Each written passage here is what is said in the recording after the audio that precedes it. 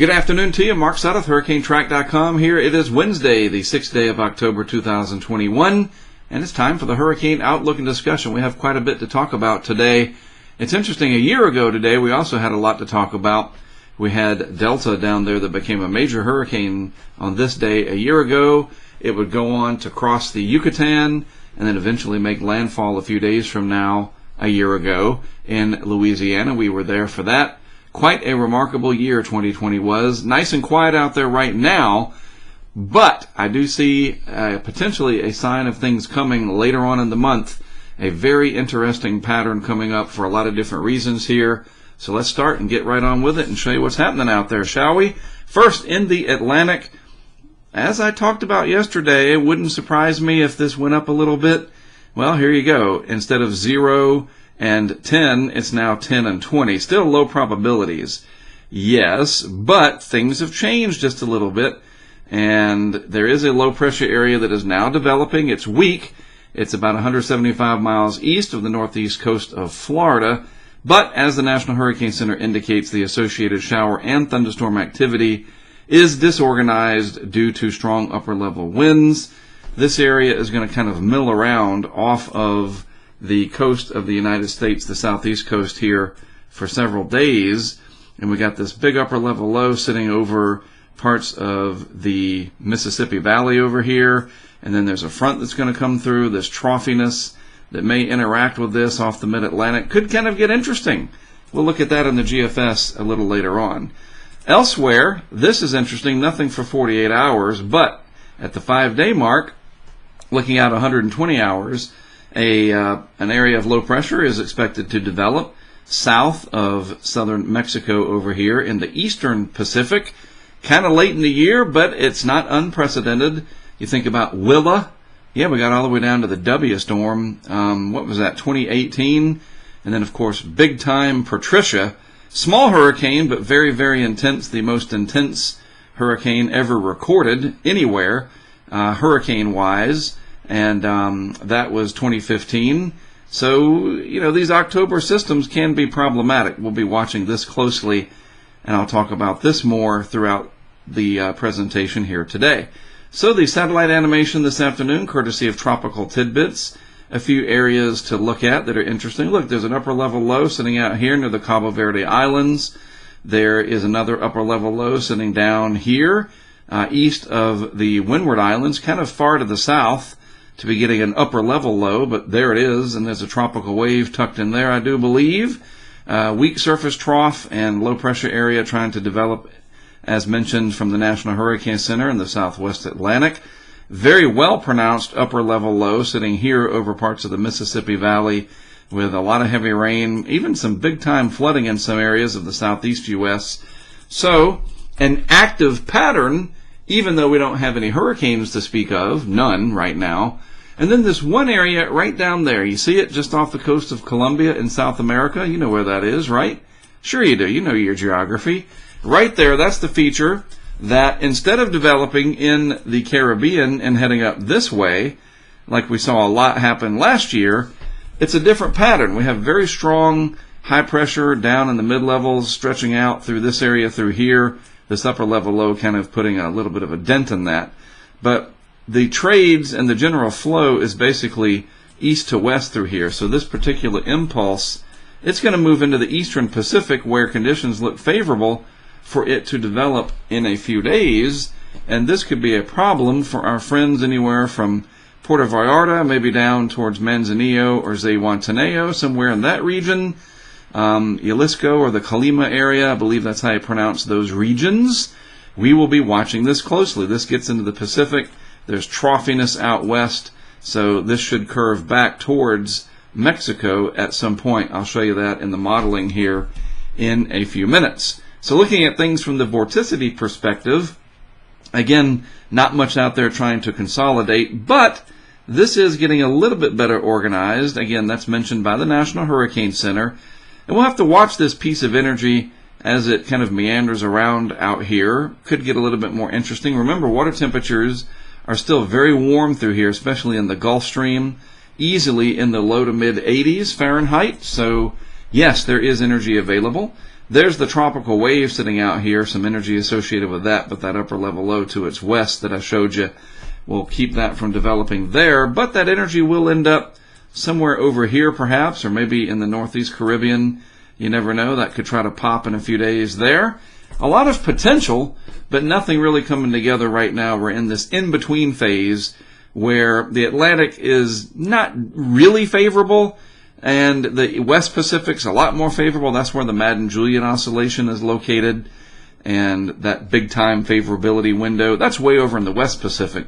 Nevertheless, this piece of energy, as I showed you before on the satellite animation, this is going to end up over in the Pacific, and it could try to develop again under more favorable conditions in the southeastern Pacific. So it's quiet generally, but hiding behind that quiet, there is a lot of potential, and I'll show you that, as we go forward here, including something we haven't talked about in several months, the possibility of severe weather in the Great Plains of the United States. Yeah, lower 48 weather making a comeback here as we transition towards the off season. That's still a few weeks away. You got to get through the rest of November and October, for goodness sakes, right? But yes, we do have to talk about the potential for some severe weather as well.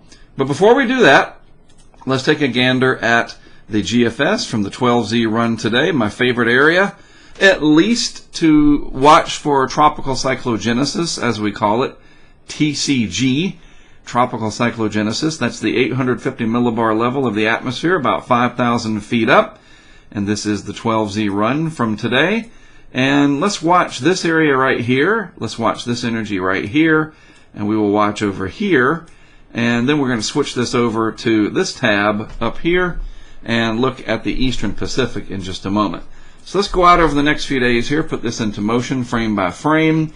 And you notice that little low pressure area off the Carolina coast there at about 48 hours becomes a little bit more energized. Definitely counterclockwise rotation in here. Not much in the way of energy. Some bands, you can see those showing up even in the vorticity signature. So that's interesting. And now we're out at about 66 hours. Let's just round it all the way up to 72, shall we? There's 3 days. And there's our system developing in the southeastern Pacific. Notice the ridging, though. There's the outline of some of that strong high pressure sitting over the western Atlantic, ridging its way into the Gulf here. This little area kind of in between. But just a different kind of pattern overall. Very warm in the east. Anomalous high pressure sitting over the east. Lots of sinking air. And just warmer than it should be, with storms trying to cut in underneath via these big upper level lows. But the trough itself, the big time trough, that's dug out. It looks like a big old V shape or valley. That's over on the west coast of the U.S., and that's a big reason why that disturbance in the Pacific should eventually curve back towards Mexico. And I can show you that as we move this on out into time. And then again, we'll switch over to this tab here in a minute, and I'll show you the Eastern Pacific. Then, I also want to draw your attention to this feature.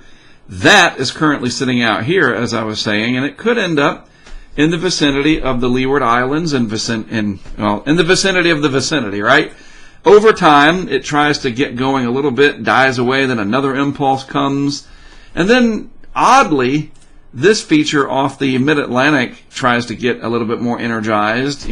So again, like I said, there's a lot of potential, but nothing too formidable that you can say, ooh, look at that. There's a hurricane coming, except for the system in the southeastern Pacific. So here we are now at day 5, and a very complex area here off the mid-Atlantic. I don't really know what's going to become of this. We'll just have to watch and see. Just, certainly stormy over a large area. So marine interest out here. Again, the cruise ships are running between New Jersey, New York, down to Port Canaveral, Miami, etc. You got boaters that are out there, and they're going to want to watch this closely. But anything organized and tropical with wind and surge impacts, I doubt it. But it could just be rather stormy and unsettled across this region. But then again, these pieces of energy that come in here, they're not invisible. They don't just go away. And one of those could try to pop at some point and get going. This is, again, day 5. We take this out to day 6. And you see what I'm saying? Right there, approaching Guadalupe and vicinity. We got to watch that closely and see what happens This is 6 days out. The GFS a little bit more remarkable with it. What if it's even more so once we actually get to day 6? We'll have to just wait and see. And then there's the system in the eastern Pacific. That is the look of a strong hurricane in the model. That's all you got to do is just look at this and go, you know what? If it looks that well developed at the 850 millibar level, you got to imagine in reality 6 days from now, that could be a pretty formidable hurricane. So let's switch over to the eastern Pacific real quick, and let's just move this out to about 48 hours. And there's the genesis of the system right there to the south of the Central American coastline and that region. And then again, we move this on out to 72, 96. So day 4, it's getting its act together out there pretty well south of Mexico. Day 5, moving on along, getting organized. Water temperatures plenty warm, even anomalously warm. I showed you that yesterday. The water temps through this area, they are running above normal. It's down here closer to the equator where you have those La Nina conditions, the colder than average sea surface temperatures. But up here, farther north, ironically, they're warmer. It's just weird how that works, isn't it? That's a whole different process. We don't have time to go into, well, why is that? That's a story for another day. It just is. Just accept it and know that, yes, it could produce this pretty strong-looking storm or hurricane here in the model. This is day 6, and then here's finally day 7, roughly, and it runs into those mountains there. The mountains come right down to the coast in Mexico. So somewhere southeast here on the GFS anyway of Puerto Vallarta, which is right in there. So maybe near Manzanillo, somewhere in here. Zihuatanejo, I think, is farther to the south and east. On this particular resolution of map, it's hard to say exactly where those places are located. But again, like I said yesterday, I don't ask you to share these videos often. Again, that's just not how I do things.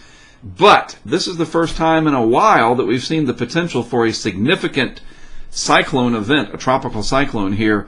And the way that's a big black dot. All right? And that shows me that that's a very intense hurricane in the model.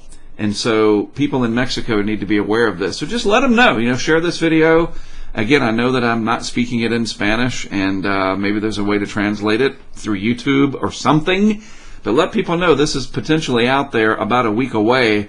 And with everything else going on in the world, we got to focus sometimes and help each other out. So do let your friends and family know down there that this could, in fact, be a problem. And you see this troughing out here, digging in off the west coast down the Baja, and that helps to steer that in. The Euro is a little bit more out into the open Pacific, and in fact, I think the 12Z is coming in enough by now. Yeah, there it is, 168 hours out on the Euro from today. So we see the same thing here on the Euro. Let's just scroll it up so we get everything to kind of match there. So here it is at 72 hours. It's not as aggressive as the GFS. Nevertheless, it does eventually develop it. By day 4, there it is. Day 5, 6, 7, so slower than the GFS by quite a bit there. 8 days out, October 14th, this is still sitting off the coast of Mexico. So a little bit of a disparity. Hey, look, then the next one came in just as I was talking. Finally, at day 9, it's still sitting there. So we don't know. I mean, we talk about this in Atlantic hurricanes. A week out, that's a long way, and a lot can happen. So stay tuned. It is potentially something that's going to develop. I think that part is almost a certainty at this point. And then where it ends up, we'll just have to wait and see. But just be on your guard there in Mexico. And it's being picked up by other people on the weather Twitter, as we call it. Andy Hazelton mentioning it here. Model consensus getting there. Overall, we got to watch and see this time of the year. Hurricanes in that area tend to be turning more towards the Mexican coastline because of these troughs that tend to crash in to the Pacific there. This is the Euro from last night's run. And again, this is the GFS from last night. I just showed you today. We got to watch. All right, we got to be ready. Seriously, this could be a problem or not. Stay tuned, as they say. All right, moving out into time. A couple of other topics for you. When is the Atlantic going to have its final act? Again, not that anybody is hoping for that, but we are here for a reason. We are deeply fascinated with hurricanes for whatever reason. and we know how warm the water temperatures are relative to average. We know we're getting into that La Nina, where the Pacific is a lot colder. In some places, it really is a lot colder than it normally should be, that La Nina pattern setting up, and everything else seeming to indicate we should have a pretty big end to the season. It's not just going to end with Sam.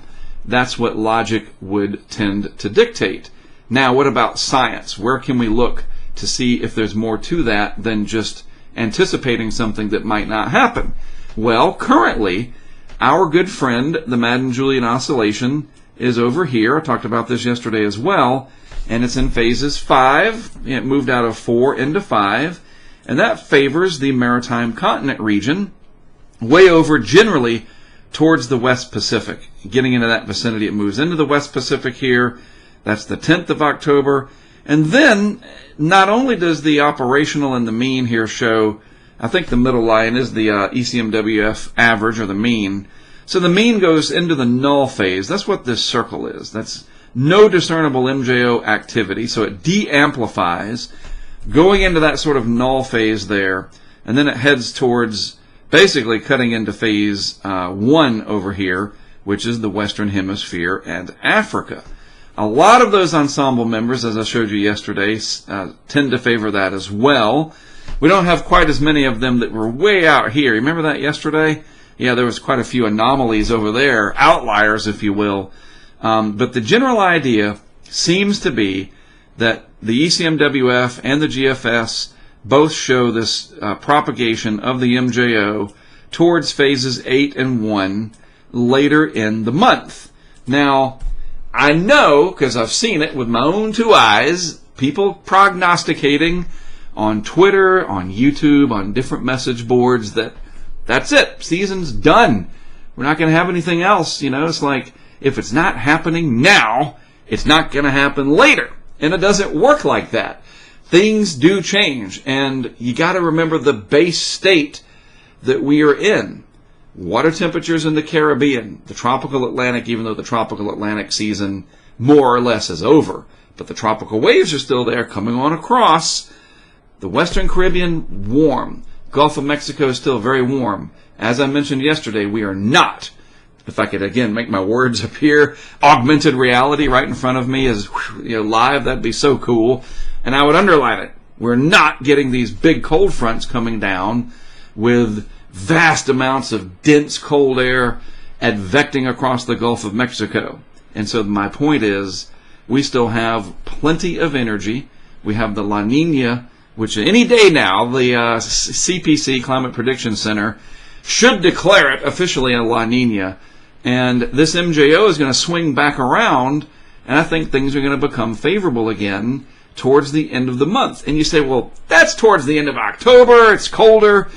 Did you already forget Zeta last year, and Iota and Eta? Those were later on, well into November. And I know there's been also talk about, well, this is nothing like last year. We had, 4 major hurricanes or something like that develop in October, November. Look, I get it. They're not the same, the 2 seasons, but the pattern looks like it's going to become more favorable later in the season, or later in the month, I mean, and the season has potential to end rather dramatically. And to that end, I just got so much I want to say, my tongue gets tied.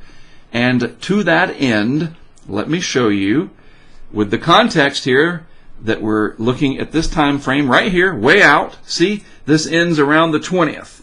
So right around the 20th or so, if, that's the 18th, I think that's the 20th.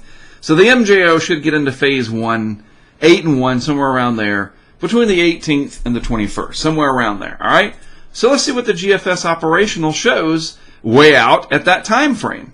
There's the 19th, 300 hours out, big old high pressure parked over the southeast, deep south Gulf of Mexico. What's not there? A big cold front. You know, you don't have that big cold rush coming across, stirring everything up. Hugely important. So we know that the energy in the Gulf and the Caribbean is still going to be pretty much intact, gradually cooling off. Then we look down below, latitude-wise, way down here. The MJO should be swinging in, so we should start to see the models reacting to that. And lo and behold, that's exactly what happens. There you go. Now, Am I saying that this is going to happen exactly as this is showing, 384 hours out? No. But this is the operational guidance sensing that MJO coming in, and you develop that big gyre down there. The upward motion is going to be there. Climatology favors it. The La Nina favors it. The water temperatures are warmer than they should be. I think it just makes sense, all right? So while there may not be much happening now, that doesn't mean that there won't be stuff happening later. The two, right now, because it's still hurricane season, are unrelated. In January, that's a more correlated thing to say. Well, it's January 15th. I don't expect anything to happen by January 30th. That would be a correct statement pretty much any January, you understand? But it's still very much October, and, even 384 out, 354 there on this map, or timestamp, that's only October 21st. What happened on October 24th right up here? Wilma, 16 years ago. All I'm saying, just reminding you. All right? All right, a couple other things to show you, then I'll let you go. This from Brent. I tell you what, when he sent me this, there was a 4-letter word response. I typically try to keep it clean, but I was like, get the bleep out of here. I mean, I was like really blown away by this amazing time lapse that Brent, one of our crowdfunding supporters, again, too many words trying to come out of my mouth at once. He is one of our supporters from the Virgin Islands, and he helped out a couple years ago over in the Philippines with the typhoon. And this guy, look at that. He made a time lapse of the Milky Way using his DSLR, stitching these images together. Man, I was like, you're killing me, man. You're killing me. I'm going to take you. I even tweeted it. That I'm going to abduct him and take him to the Southwest next year. Probably wouldn't have to force him. Honestly, he's into this kind of stuff. Clearly, this is my kind of thing. And I would love to do this next year at the Grand Canyon during the monsoon period.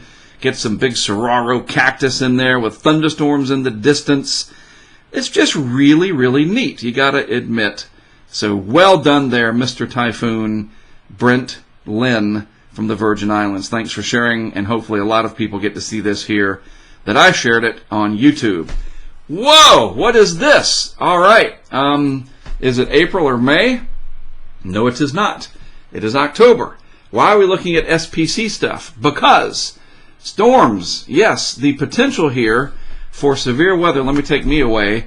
Look at that, way out in the future, day 5, and then it goes away day 6, and then it's back day 7. Very interesting out in time. Let's just look at this, make the animation stop. Day 7, way out a week from now, in the heart of Tornado Alley. Are you serious? Yeah, that's interesting. Interesting enough, too, that I saw this tweet from Jake. Dug through the archives, Jake says, and I like to mention this in case you don't know who that is. Well, who's Jake? Well, just, a meteorologist working on his PhD at FSU. That's all. So, Jake knows what he's talking about. Dug through the archives and found a notable stat. And folks, this is what really jumped out at me. Today's Day 7 SPC Outlook is the first ever from August through December to include a shaded area. You understand that? So they've been doing this since 2005, all right? But from August through December, there's never been a Day 7 shaded area, which is 15% in this case. Never happened.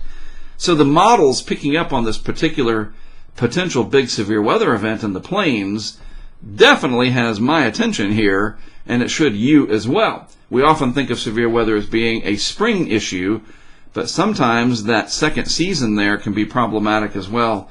So, again, we're not just hurricanes around here. All weather is interesting to me. Well, except sunny and boring. That can be interesting, but that's different.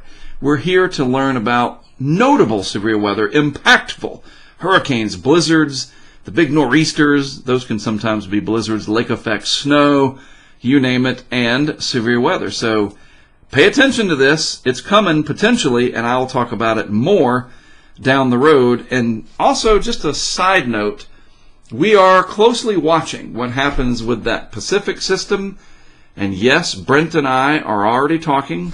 Plenty of text messages going back and forth on the old iPhone there. Maybe going to Mexico for whatever that turns into. We'll see. And then we got this, and I'm like, maybe 2 teams in action at the same time. Lots of stuff going on, and that brings me to this. The reason we are able to do it is because of this right here. Patreon, our group over 900 strong. You guys are in for an interesting couple of weeks. Our current set of patrons. I've got a lot of projects coming on. The Michael project, this like 5-hour movie, the Zack Snyder cut, if you will, of the Hurricane Michael footage. I'm getting ready to release that on the 10th for patrons only. And then the severe weather. Yeah, we got our eyes on that. I've got another episode of season 2 of the Hurricane Highway almost done. And that's how we do it. That's how we fund it. Patreon, an incredible tool for you to support projects like what we're doing here. And it enables us to do all of this amazing stuff. Brent, I showed you that time lapse down there from him. He's one of our supporters way back in 2018 when we really started ramping up our Patreon, and it's really grown a lot since then. So, that's what we do there.